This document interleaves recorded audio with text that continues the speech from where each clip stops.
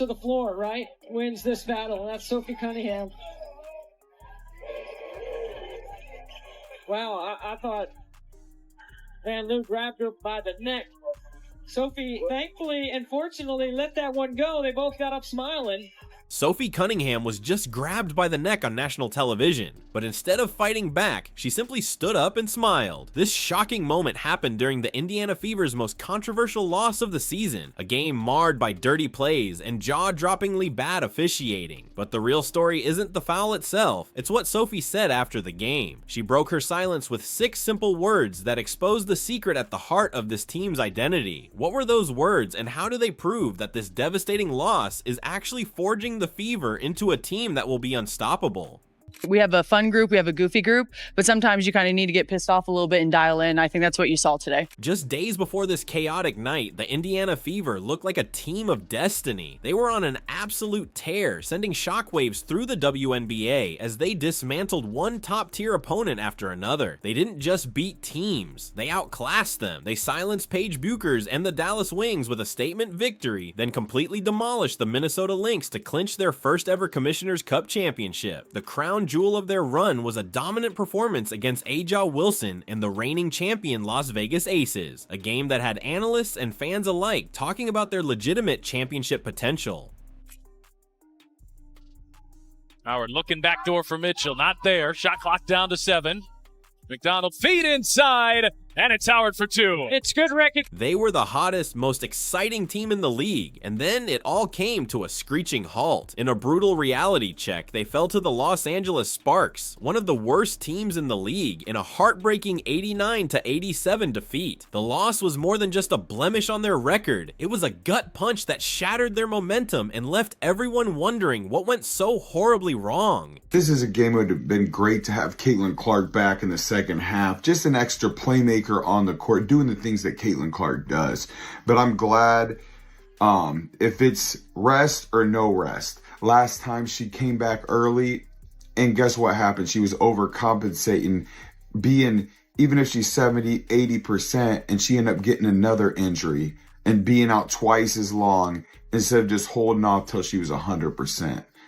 And also coming back for one Sparks game. The answer to what went wrong was painfully obvious, yet its impact was catastrophic. The Fever were navigating a massive, gaping void left by their generational superstar Caitlin Clark, who was watching from the sidelines with a frustrating groin injury. This was her 10th missed game of the season, and without her on the floor, the team's entire identity collapsed. The offensive gravity that Clark creates, pulling multiple defenders towards her and creating wide open lanes for everyone else, was gone. The lightning-fast pace that defined their attacks slowed to a painful crawl. Indiana Fever fans, we came up short.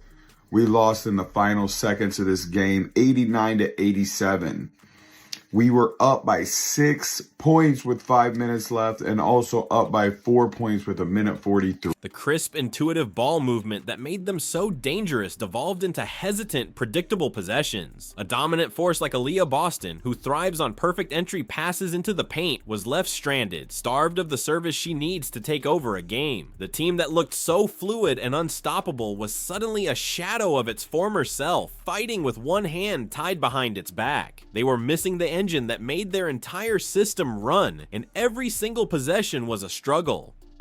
There was inconsistencies in the officiating. Wait until you see the second half. And I have everything. Here's where the night took a dark turn that had Coach Steph. While the team's on-court struggles were profound, they were only half the story. As the game tightened, it descended into a chaotic mess, fueled by officiating that spiraled from questionable to outright infuriating. The air in the arena grew thick with frustration as the referees seemed to lose complete control of the game, making baffling calls that defied logic. The tension finally boiled over in one shocking moment that became the symbol of the night's injustice. During a frantic scramble for a loose ball, the Sparks' Julie Van Loo wrapped her arm directly around Sophie Cunningham's neck and face, yanking her down. I don't get it. Breanna Stewart, Aja Wilson, wait until you see what they did for Kelsey Plum tonight. They get all the calls. Touch fouls, anything. And guess what happens? Aaliyah Boston, the best center in the game, and guess what happens to her? She gets called for every touch foul and ends up in foul trouble this entire season and is still putting up MVP type numbers. What happens with Caitlin Clark? Have you ever seen her get a touch foul? Phantom call? No.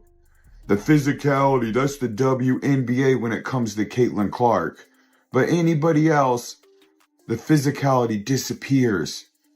And it's foul after foul after foul in the second half. It was a clear, dangerous, and undisputable foul that happened in plain sight. Yet the referee's whistles remained silent in a decision that left commentators and fans speechless. The play was ruled a jump ball. Sophie got to her feet, not with the anger you'd expect, but with that wry, knowing smile. It wasn't a smile of amusement. It was the cynical acknowledgement of someone who understood the reality of the situation. The Fever weren't just playing against the Sparks tonight. They were battling the officials too.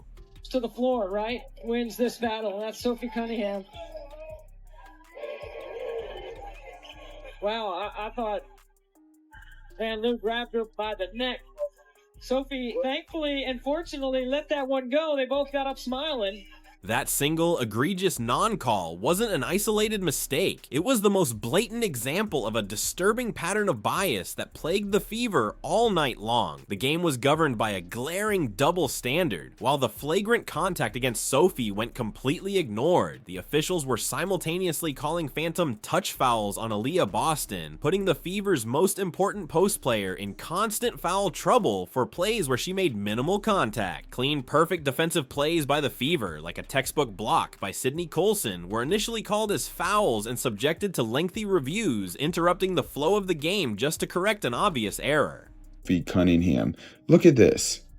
She literally grabbed her around her neck, and they called this a jump ball, and then threw her down the next play. The inconsistency was maddening, but more than that, it was dangerous. It sent a clear message that the Sparks could play with a level of aggression that the Fever would be penalized for.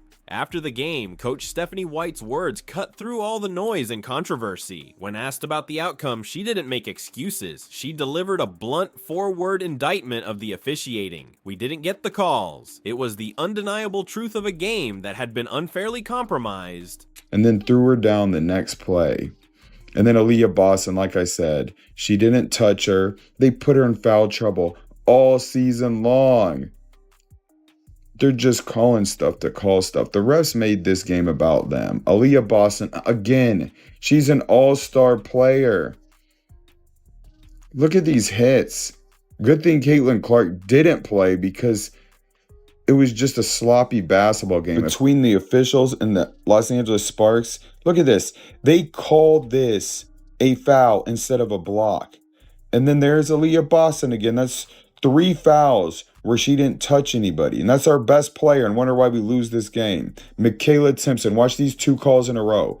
She didn't do anything. She got hit on that one, and they called a foul on her. Even as the game slipped away under a cloud of controversy and chaos, 3 of the Fever's cornerstones refused to surrender. They fought with a tenacity and brilliance that proved this team's heartbeat strong, even when its superstar is on the bench. Aaliyah Boston was an absolute titan in the paint, battling through double teams and questionable fouls to put up a massive double-double with 23 points and 12 rebounds. You could see the frustration on her face, but her effort never wavered for a second. And this is 4th quarter. Look at this. This one pissed me off. Kelsey Plum seriously elbows Lexi Hall, then purposely steps over so she couldn't get up.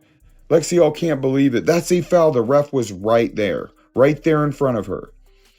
And then here we go. And they kept McDonald in foul trouble the entire game. There's 2 in a row where she didn't do anything. Look at that. Just had her arms in the air, but they gave, this is the 4th quarter. And they just kept giving every single call. I like Leah Boston finally getting pissed off. Then they call this away from the ball in the 4th quarter. Nothing going on. Just to put him at the line, and then Kelsey Plum, another one. But when Howard drives and gets slashed across the face, no foul, just out of bounds. Kelsey Mitchell, the veteran leader and the 2nd longest tenured player in franchise history, shouldered the offensive load with 19 points, hitting clutch 3-pointers that kept the Fever's hopes alive. And Natasha Howard, the seasoned forward, delivered a masterclass in efficiency, scoring 21 points on an incredible 8 of 11 shooting while also grabbing 9 rebounds and surpassing 2,000 career boards. scoreboards. Their combined heroic effort was a winning performance trapped inside a losing game, a testament to the team's depth and resilience that made the final result feel all the more tragic. Here's Mitchell off the screen, but can't connect on the three. Boston offensive rebound, rolls it in and a foul.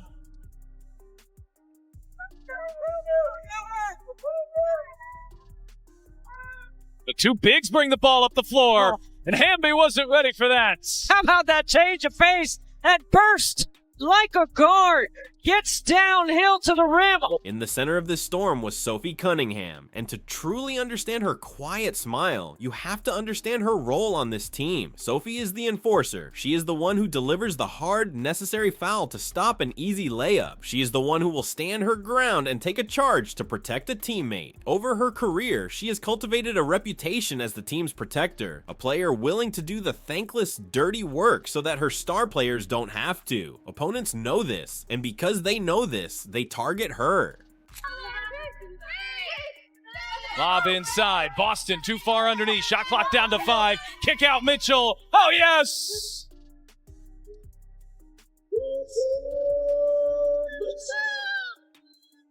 The net grab from Julie Vanloo wasn't just a random act of aggression in a heated moment. It was a calculated attempt to intimidate the team's designated backbone. It was a physical test of her resolve, and her smile was the answer. It was the look of a warrior who knew she wouldn't get protection from the officials, but who was fully prepared to endure the attack for the sake of her team's integrity. It was an attack on the team's protector, and she refused to flinch.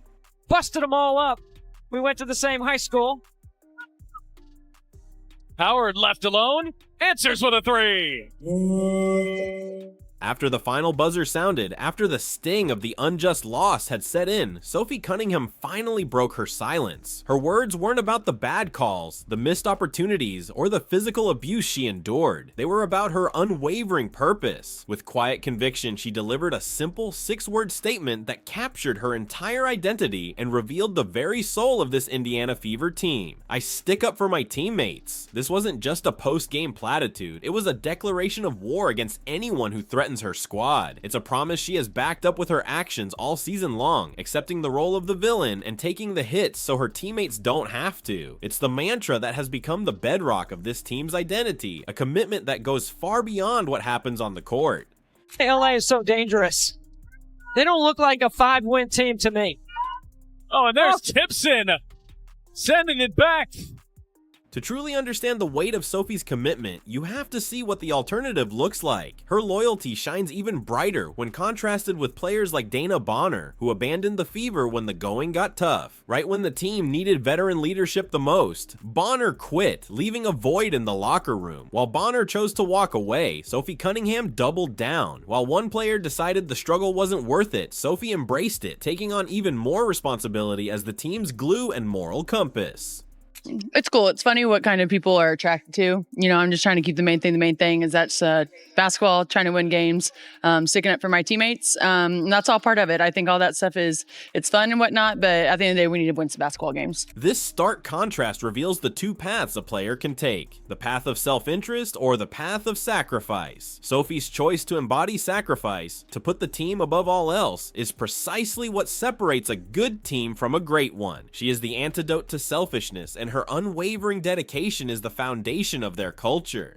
I'm not focused on the extracurricular activities. And you know what? During that, it was just part of the game. I think the refs had a lot to do with that. It was a buildup for a couple of years now of them just not protecting, the star player of the WNBA. And so at the end of the day, I'm going to protect my teammates. That's what I do. This devastating loss wasn't a setback. It was a transformation. The fire of this injustice didn't break the Indiana Fever. It forged them into something stronger. Every moment of frustration, every biased call, and every heroic effort in the face of adversity bonded this team together in a way a simple victory never could. And now, into this fire, the final piece is about to return. Reports suggest Caitlin Clark's comeback is imminent, but she won't be rejoining the same team she left. She is returning to a battle-hardened, unified squad of fighters who have been tested and have proven they will go to war for one another. They now have a chip on their shoulder and a reason to fight that is bigger than just winning a game. They are fighting against a league that seems content to let them be targeted. Being one of the new ones here, yeah. but you're someone who likes to bring the energy, Yeah. whether we just saw what we saw, but regardless, What was can you that? just talk about that? Yeah, I think that's just who I am. It's my personality. I'm the glue to it. We kind of have a weird age gap. We have some oldies on the team. We have some young bucks, and I'm kind of the tweener is what they call me. And so it's just trying to make everyone match and make sure we're all just having good vibes, right? The seasons has a bunch of highs and lows. And so just trying to keep a level head on everyone. But I also think that we get to play basketball for a living, and that's super fun. So sometimes you just need a good perspective of like, hey, we're in the grind right now and it feels hard, but at the end of the day, we get to dribble a ball for a living. So we got to be grateful for that. But this storm isn't just brewing on the court, it's part of a larger unspoken war against the Fever. The Caitlin Clark effect has put a massive target on their backs. Every team wants to be the one to knock them down a peg. Opponents are playing with a heightened level of physicality, and as this game proved, the officiating is failing to protect them. The neck grab on Sophie wasn't just a missed call, it was a symptom of a league-wide problem. Star players like Aaliyah Boston are being officiated with a different, harsher rulebook, while aggression against them is permitted. This isn't just a theory, it's a pattern that has been visible all season. The Fever aren't just battling their opponents, they're battling a system that seems determined to neutralize their momentum through sheer physical attrition. This us against the world mentality is no longer just a mindset, it's their reality. And that brings us back to Sophie Cunningham's smile. It wasn't a sign of amusement or resignation. It was a weapon. In the face of pure aggression, a smile is the ultimate act of defiance. It's a form of psychological warfare that says, you can't break me, you can't rattle me, your best shot won't even make me flinch. That smile sent a message not just to the Sparks, but to the entire league. This Fever team will not be intimidated. They will absorb the hits, they will face the biased calls, and they will keep coming back stronger. The loss itself was painful, but the character it revealed is priceless. With Caitlin Clark returning to a squad that has been forged in the crucible of injustice, led by an enforcer whose smile is as powerful as her fists, the Indiana Fever are no longer just a talented team. They are a movement, and they are coming to collect.